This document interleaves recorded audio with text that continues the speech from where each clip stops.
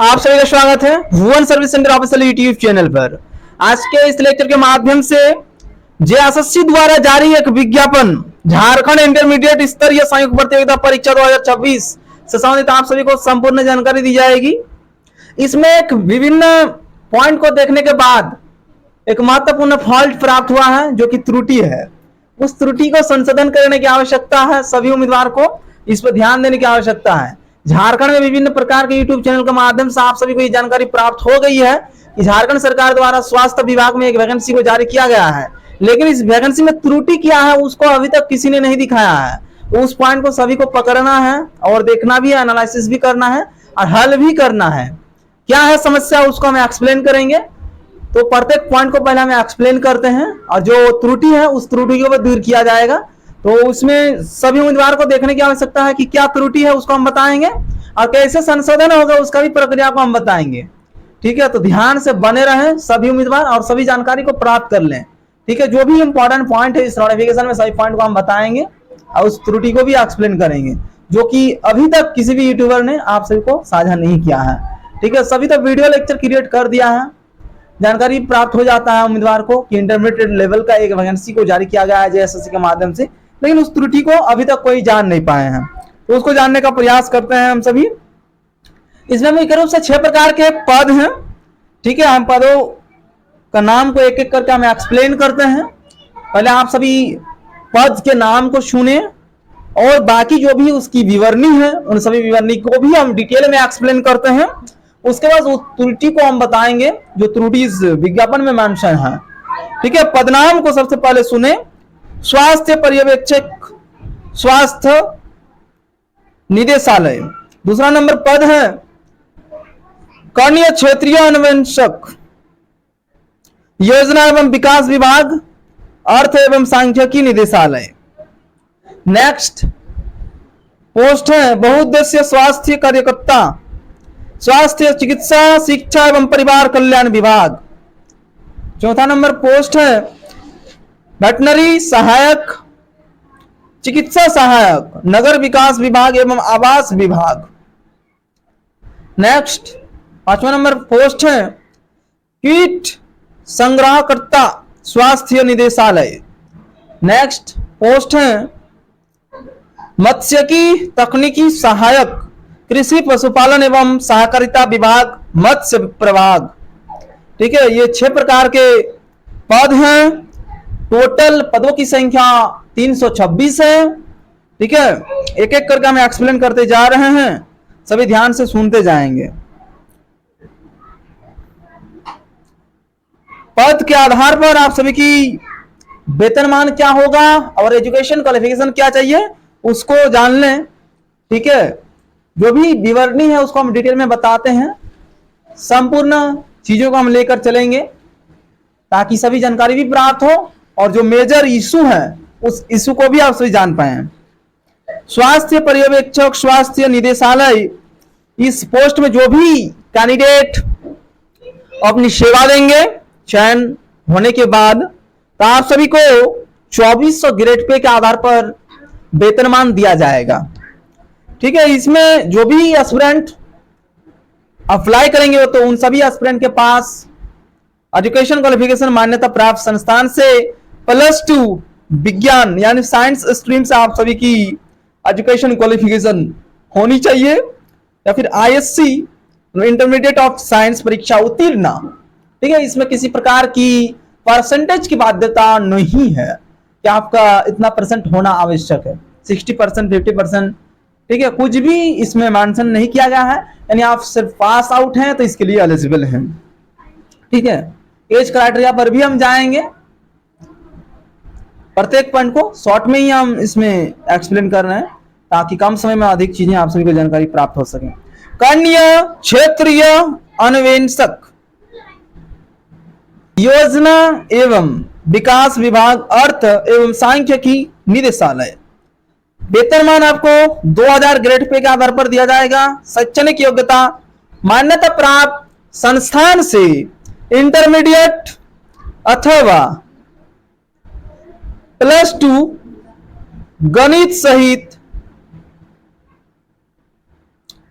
परीक्षा उत्तीर्ण। ठीक है, मान्यता प्राप्त संस्थान से इंटरमीडिएट इसमें मेंशन किया गया है।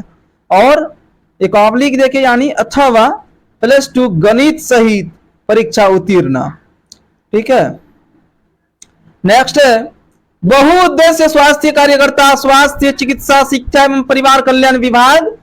इस पोस्ट में जो भी कैंडिडेट अप्लाई करेंगे या फिर इस पोस्ट के लिए चयनित होते हैं उन सभी को 1900 रुपया ग्रेड पे दिया जाएगा।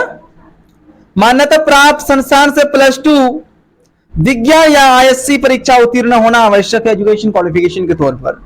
नेक्स्ट है वेटनरी सहायक अथवा चिकित्सा सहायक, नगर विकास विभाग एवं आवास विभाग। वेतनमान आपका 1900 ग्रेड पे के आधार पर दी जाएगी आपको। ठीक है, और इसमें एजुकेशन क्वालिफिकेशन किसी मान्यता प्राप्त महाविद्यालय अथवा संस्थान से जीव विज्ञान में इंटरमीडिएट, तो आप इसके लिए एलिजिबल हैं। नेक्स्ट पोस्ट है कीट संग्रहकर्ता, स्वास्थ्य निदेशालय। इसमें जो भी कैंडिडेट अप्लाई करेंगे तो आप सभी का वेतनमान 1800 ग्रेड पे के आधार पर दी जाएगी। इसमें एजुकेशन क्वालिफिकेशन मान्यता प्राप्त संस्थान से इंटरमीडिएट अथवा +2 जीव विज्ञान परीक्षा उत्तीर्ण, तो आप इसके लिए एलिजिबल हैं। नेक्स्ट पोस्ट है मत्स्य की तकनीकी सहायक, कृषि पशुपालन एवं सहकारिता विभाग, मत्स्य प्रभाग। इसमें जो भी कैंडिडेट चयनित होते हैं उन सभी को 1800 रुपया ग्रेड पे दी जाएगी सैलरी के तौर पर। एजुकेशन क्वालिफिकेशन क्या होनी चाहिए, तो इस पोस्ट में जो भी कैंडिडेट अप्लाई करेंगे तो मान्यता प्राप्त संस्थान से इंटरमीडिएट अथवा +2 जीव विज्ञान परीक्षा उत्तीर्ण, तो आप सभी एलिजिबल हैं। अब हम नेक्स्ट पॉइंट पर आते हैं। ठीक है, एज क्राइटेरिया पर, और इसी जगह पर एक बहुत बड़ा फंडा आप सभी को देखने को मिलेगी और जो त्रुटि किया है JSSC ने उसको संशोधन करने की आवश्यकता है। ठीक है, इसमें जो भी कैंडिडेट अप्लाई करेंगे तो आप सभी की न्यूनतम उम्र सीमा 18 वर्ष होनी चाहिए। अधिकतम उम्र सीमा कैटेगरी वाइज इसमें मेंशन किया गया है। जनरल EWS कैंडिडेट के लिए 35 year maximum age criteria mention किया गया है। OBC से संबंधित जो भी कैंडिडेट हैं BC1 एंड BC2 उन सभी कैंडिडेट को इसमें आरक्षण मिल जाएगी। यानी इस कैटेगरी के लिए मिनिमम क्या है, तो मिनिमम सभी के लिए सेम है, 18 ईयर ओल्ड होना चाहिए। मैक्सिमम में OBC में दो प्रकार की कैटेगरी है BC1 BC2, तो उन सभी कैंडिडेट के लिए maximum age criteria 37 year mention किया गया है। महिला कैंडिडेट जो भी है अनारक्षित आर्थिक रूप से कमजोर वर्ग यानी EWS, ठीक है, BC1 BC2 उन सभी कैंडिडेट के लिए इसमें मेंशन किया गया है 38 ईयर। नेक्स्ट अनुसूचित जनजाति महिला पुरुष दोनों के लिए 40 ईयर मेंशन किया गया है एज क्राइटेरिया। ठीक है, तो यह है एज क्राइटेरिया। इसमें जो मेजर इशू है उसको आप समझें। हमारे संविधान के आधार पर किसी भी वैकेंसी को जारी किया जाता है, उस वैकेंसी में जो कट ऑफ डेट होगा न्यूनतम उम्र सीमा एवं अधिकतम उम्र सीमा की, तो संवैधानिक तौर पर क्या होनी चाहिए उसको हम एक्सप्लेन करते हैं और इस विज्ञापन में क्या है उसी को आप सभी को अच्छी तरह से देखने की आवश्यकता है। किस प्रकार से JSSC ने यहां पर बहुत बड़ा मिस्टेक कर दिया है। संविधान कहता है कि कोई वैकेंसी जिस वर्ष रिलीज होगा उस वर्ष का 1 अगस्त उस वर्ष की तिथि उसकी कट ऑफ डेट होगी। यानी मिनिमम एज क्राइटेरिया की गणना 1 अगस्त और जिस वर्ष वैकेंसी को जारी किया जाएगा उस वर्ष को ही वहां पर मेंशन किया जाएगा। यहां पर जो ये वैकेंसी जारी की गई है जिस प्रकार से JSSC के माध्यम से कल, तो इस वैकेंसी के आधार पर उस जगह पर क्या मेंशन होना चाहिए था उसको भी सुन लें और क्या मेंशन किया गया है। ठीक है, तो 1 अगस्त 2026 होना चाहिए था उस जगह पर। Minimum age criteria and maximum age criteria के रूप में जो कट ऑफ डेट होती है वो 1 अगस्त 2026 होना चाहिए। लेकिन JSSC ने यहां पर पोस्ट के आधार पर मेंशन किया है न्यूनतम उम्र सीमा की गणना 1 अगस्त 2023 के आधार पर की जाएगी। ठीक है, 1 अगस्त 2025 के आधार पर किया जाएगा, पोस्ट के आधार पर है। ठीक है, 3 पोस्ट में 1 अगस्त 2023 के आधार पर किया जाएगा, एक पोस्ट जिसमें 1 अगस्त 2025 के आधार पर उम्र सीमा की गणना की जाएगी, न्यूनतम एवं अधिकतम, और 2 पोस्ट जो है उसमें 1 अगस्त 2024 के आधार पर उम्र सीमा की गणना की जाएगी, न्यूनतम एवं अधिकतम। लेकिन इस जगह पर बहुत बड़ा मिस्टेक है।